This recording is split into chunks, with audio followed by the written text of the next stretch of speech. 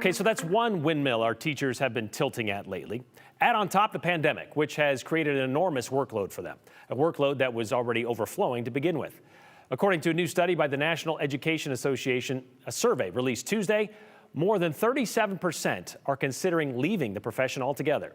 A recent poll by the Idaho Education Association found even higher numbers. So why are Idaho's teachers wanting to opt out at alarming rates? Here's Katya Stepovic.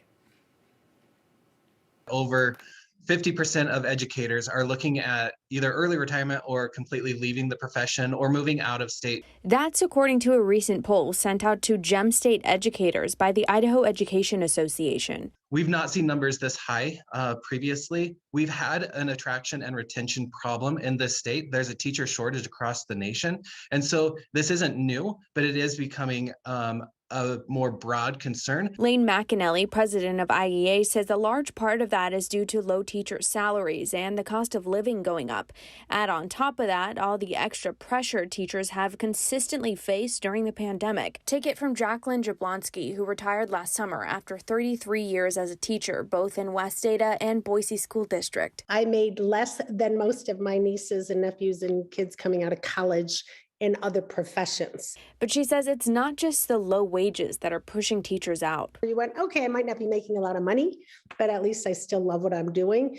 And then when the pandemic came in, it was in and out, in and out. I went, I don't even know. Once I started hearing what the meetings were going to be like and what everything was going to be like this year, I went, you got to be kidding me. It's so overwhelming to actually read papers, grade papers, do all that, lesson planning, and then pandemic, test scores, keep your desk clean, keep the kids 8 feet apart. She says while she wanted to continue teaching, she decided the stress and mental strain from the pandemic wasn't worth it anymore. Everyone's been asking me if I'm going to be a substitute. I could get paid more working at McDonald's or Starbucks than substitute teaching.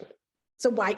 Today, she still worries about the teachers and the students left behind. They want to be loved, they want to be cared for, they want to make connections, and they want to learn.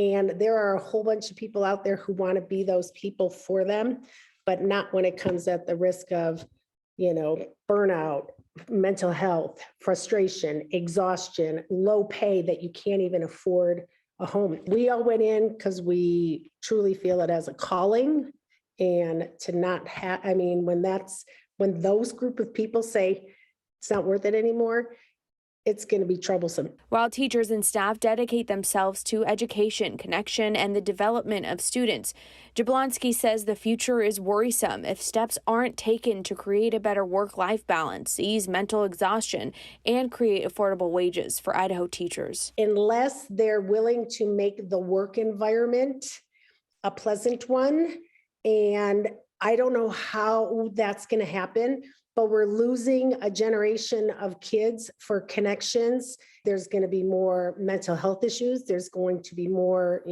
mental health with the suicide rates are going up.